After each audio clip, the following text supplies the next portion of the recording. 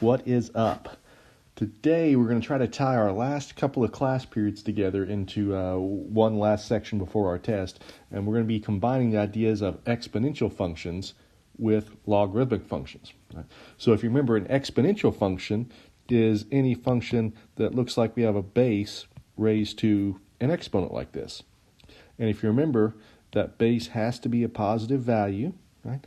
And if that base is bigger than 1, right, then our base picture looks like one of these things. Right?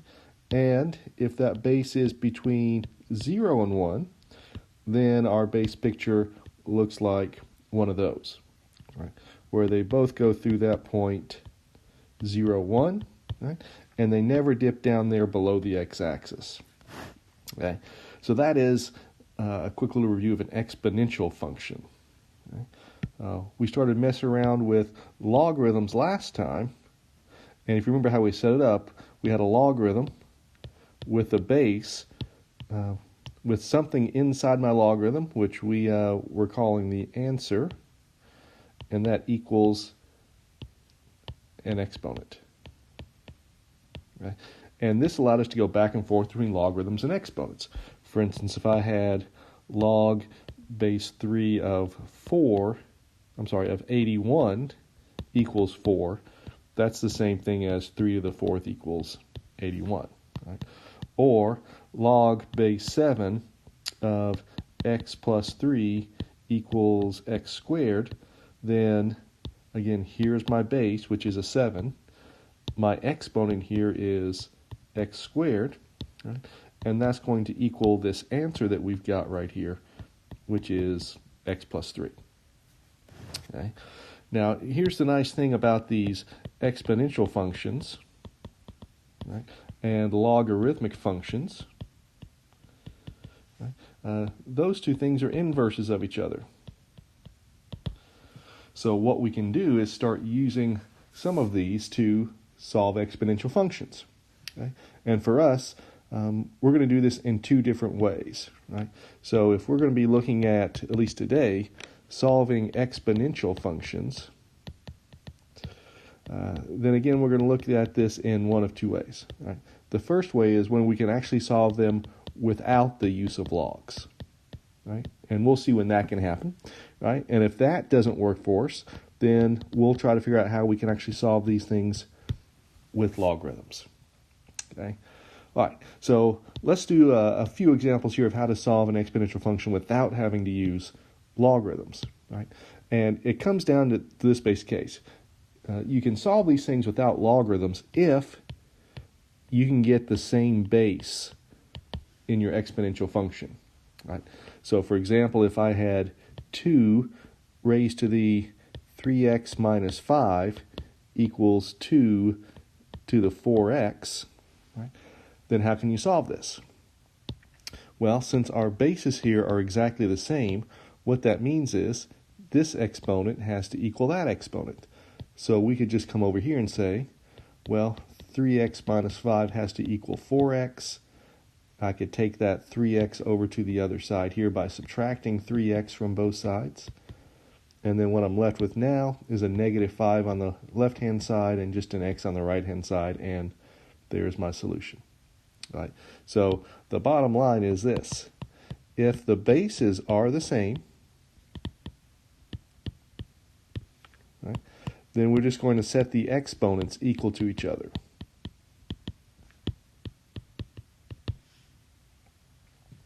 Okay? So let's look at this one. If I had 3 raised to the 4x plus 1 times 3 to the x minus 5 equals 3 to the 9, how can we go about solving that? Right? Well, the first thing we want to do is to simplify this side. And if you remember the rule that we can use for this, if I have two exponential functions with the same base, right, say a to the u times a to the v, then what we do is we take these exponents and we add them together, and it becomes a to the u plus v. Right? So if we come back over here, if I have this 3 to the 4x plus 1 times 3 to the x minus 5, since they have the same base, what we're going to wind up doing is adding them. at least the exponents. So this will become a 3 raised to the 4x plus 1 plus x minus 5. And there's really nothing to do over there on that right-hand side. And then on the left-hand side, let's just put some of this stuff together. If you notice, 4x plus 1x gives me a 5x. Right? And then 1 minus 5 is simply minus 4. So on the left-hand side, I've got this 3 raised to the 5x minus 4 equals 3 to the 9th. Right? And now since our bases are the same, we can set our exponents equal to each other. Right? So if we come over here, this says that 5x minus 4 is going to equal 9. I can add 4 to both sides to say 5x will be 13, and divide by 5 to get x is 13/5. Right? And there is my solution. Right? But again, the only way we could do that is if we took our function and make sure that the bases are the same value. Okay? If they're not the same value, then two things can happen. One is we're just kind of messed over for now. We can't do anything about it. The other thing is maybe we can manipulate it a little bit so that they really are the same thing. For instance, if you look at this one, this is an 8 raised to the x plus 2 times 4 raised to the 2x minus 1. That equals 4. Okay? Well, we're trying to get our bases to be the same thing. So let's think about 8 for a second over here. 8 is 4 times 2. And of course, 4 is just 2 times 2. Right? And then we've still got that other times 2 up there. So this tells me that 8 is equal to 2 times 2 times 2, which is 2 cubed. Right? So what I could do is I could go back over here and rewrite this 8 with a 2 cubed. So that's the same thing as 2 cubed raised to the x plus 2. Right? And if we think about 4, 4 is just 2 times 2, so 4 is equal to 2 squared. So let's take this 4 right here, and let me rewrite it as 2 squared, and then that's still raised to the 2x minus 1. And then that equals 4, which we just said was 2 squared.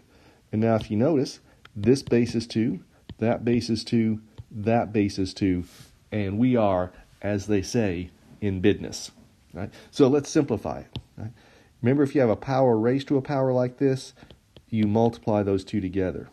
So this first term is 2 raised to the 3 times x plus 2. The second term will be 2 raised to the 2 times 2x minus 1. And then on the right-hand side, we just have a 2 squared. And if you remember the previous example, if we have two bases that are the same multiplied together, we wind up adding these two exponents together. So the left-hand side becomes 2 raised to the, and let me multiply that a little bit, this is a 3x plus 6 on the first one, plus the second one, if you multiply that, is 4x minus 2. Okay. And then if you add all of these together, this is a 2 raised to the 7x, right? When you take this 3x plus 4x, and then 6 plus negative 2 is a positive 4. And that equals 2 squared. Right? So now our bases are the same, which means we can take this exponent and set it equal to that exponent. So let me come over here and do that. So I have 7x plus 4 equals 2. I will subtract 4 from both sides to get 7x equals negative 2, and then divide by 7 to get negative 2 sevenths. Right? So there's the answer for that one. Okay? So again, if you start off with this original problem and the two bases are different, sometimes you can actually, again, turn them into the same base and then use the same process. All right? Let's try one more like this. All right, so if I have 16 raised to the 2x minus 3 times 4 raised to the negative 2x, when is that going to equal, well, let's see. Let me actually undo that for a second, because I might need something different. How about 4 raised to the, how about 3x minus 1? let's set that equal to 16.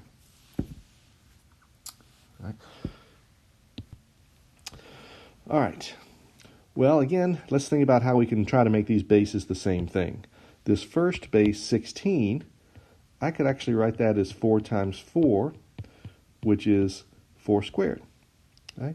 So let's rewrite this first one as 4 squared, right? That's my 16, raised to the 2x minus 3, times 4 raised to the 3x minus 1, and this right-hand side, this 16, remember we just said was the same thing as 4 times 4, or 4 squared.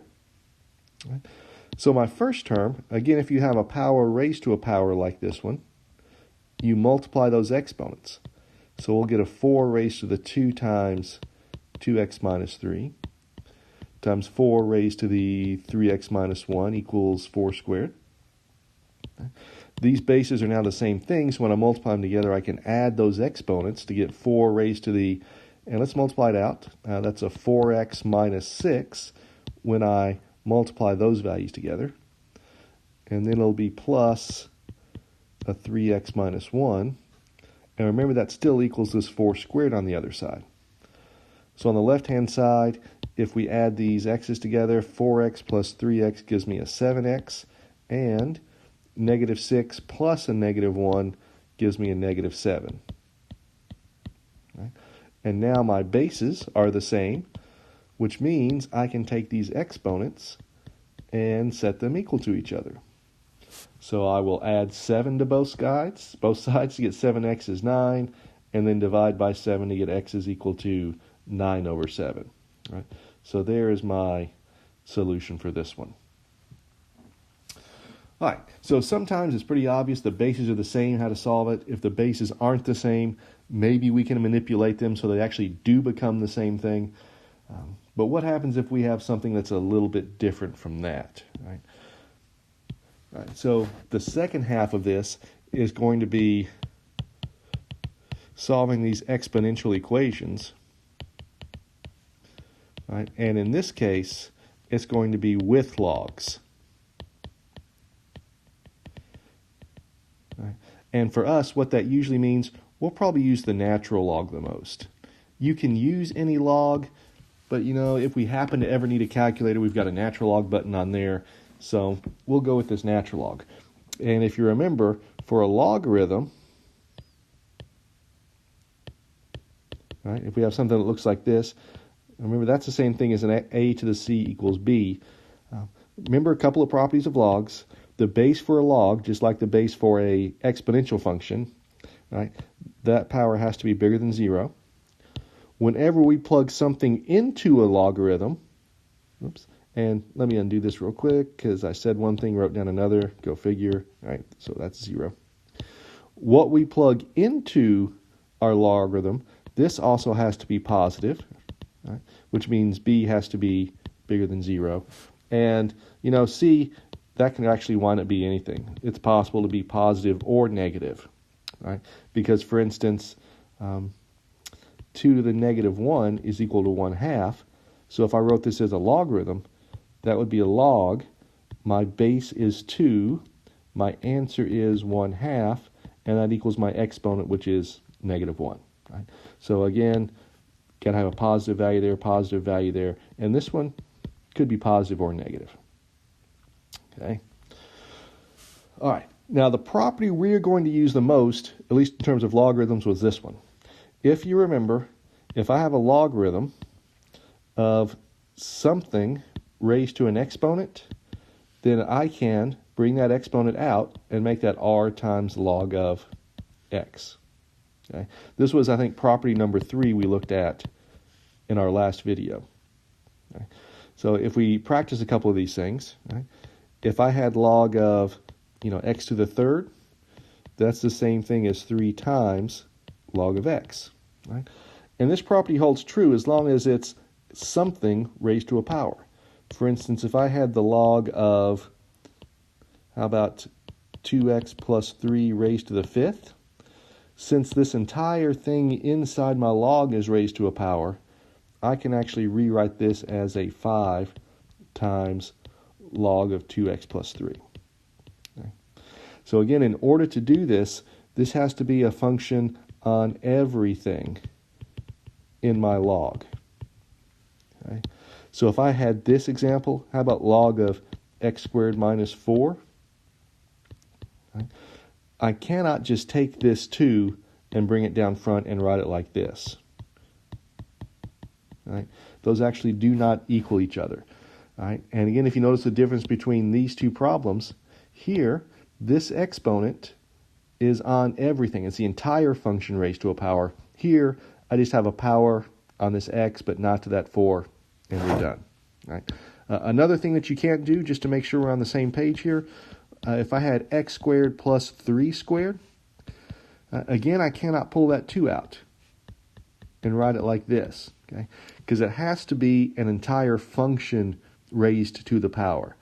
If I had the log of x plus 3 squared inside, then yes, I can pull that 2 out and write it like this. But if it's just a power on an individual term here, on an individual term there, then no, we can't do that. But if it's the whole thing raised to a power, then yes, you can pull it out. Okay, and this is the property that we're going to be taking advantage of. Right? And one other little reminder, if I had log base e of x, remember e is just that number 2.71828. It just keeps on going like pi. Right? So this is a positive number, so it's okay to use that. Right?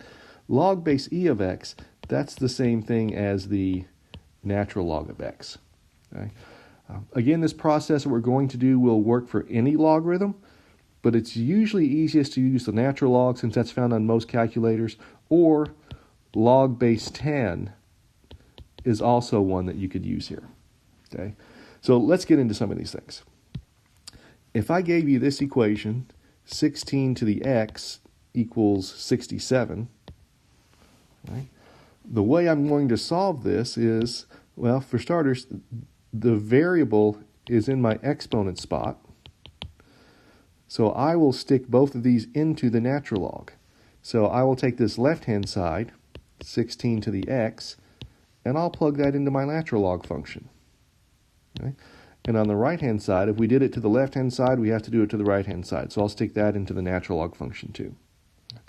Now, the reason we want to do this is because now I've got something raised to a power. So what I could do is I could take this variable and I could pull it out front. And I could rewrite this as x times the natural log of 16 equals the natural log of 67. Okay?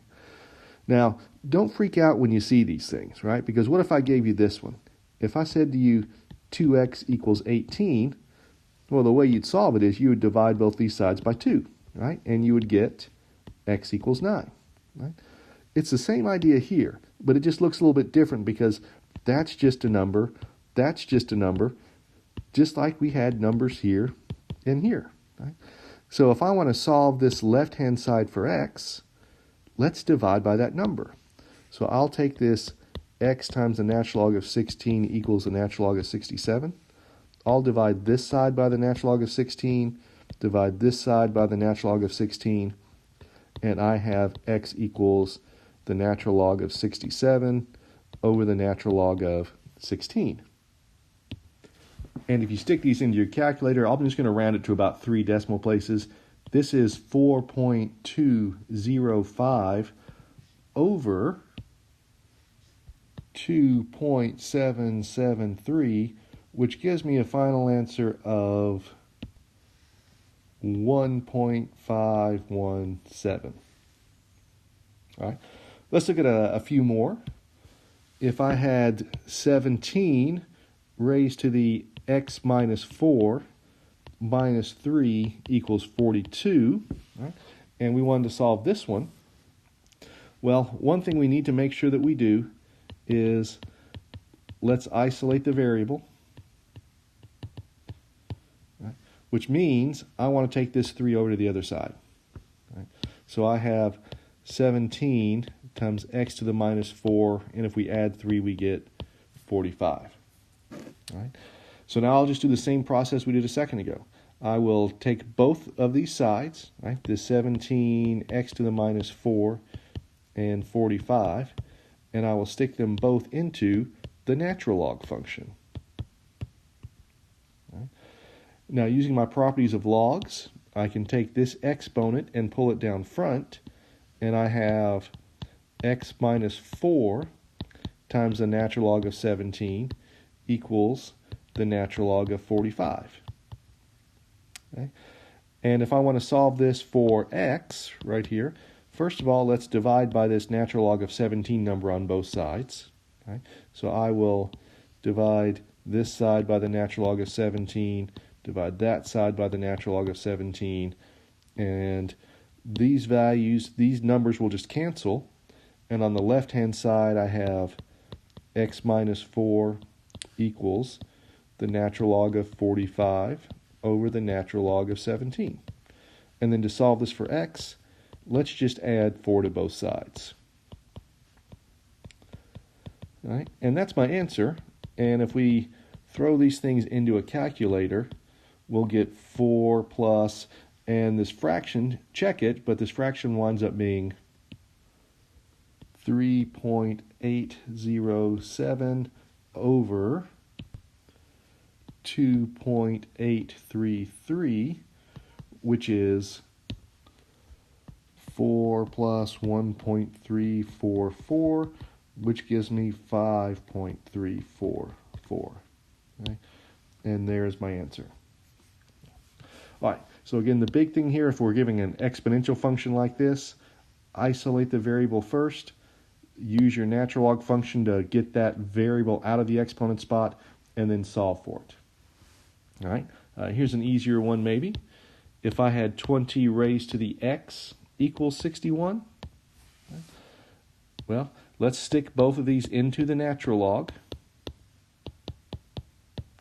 just like this. Right? And that will allow me to take my exponent and bring it down front, and that'll be x times the natural log of 20 equals the natural log of 61. Right? And then I can take both of these two sides, right, and divide by that number the natural log of 20. So I will divide this side by the natural log of 20, divide that side by the natural log of 20, and then those will cancel, and I have x is equal to, and if we divide all that stuff out, we get 0.770. All right, here is one more. What if I had e to the x minus 1 minus 5 equals 5? All right. Again, remember the first thing we want to try to do, if it's not already done, is to isolate that exponential function. So let's take this 5 over to the other side. So if I add 5 to both sides, we've got this. Right? So now I will take both of these two equations and stick them into the natural log function. Okay. By our properties, I can take this exponent x plus 1 and bring it down front like this, and then I'm left with the natural log of e equals the natural log of 10. And if you remember some of your properties of logs, if I had log base a of a to the r, remember, since these things are inverses of each other, if this base and this base are the same thing, I just have an r left over. Right? So for example, log base 3 of 3 raised to the 5th power, that's just 5. Right? Log base 11 of 11 raised to the 0 power, that's just 0. Okay? Log base 1/3 of 1/3 raised to the negative 4 power just returns a negative 4. Right? Now the reason I tell you that is because, remember, the natural log of x is the same thing as log base e of x. Right? So if we look at that left-hand side where I have the natural log of e, that's the same thing as log base e of e, which, if you want to be picky, the inside part e is just the same thing as e to the first power. Right? So this base and this base are the same thing. So what it's going to do is it's going to return my exponent. Right? So that's just going to be 1. Right? So this natural log of e that we've got there, that's always just 1. So what I'm left with on the left-hand side is x plus 1 times 1 equals the natural log of 10. Right? And then if you multiply out the left-hand side, you'll just get x plus 1, and then you've got your right-hand side there. I can subtract 1 from both sides to get the natural log of 10 minus 1, and that winds up being 1.303. Right? So there's the solution for this one. All right, so that is it for now. I hope you all have had a spectacular weekend. Take some good notes over this stuff, and we will hit it on Monday and then start thinking about our test coming up at the end of the week. Catch you all later. Out.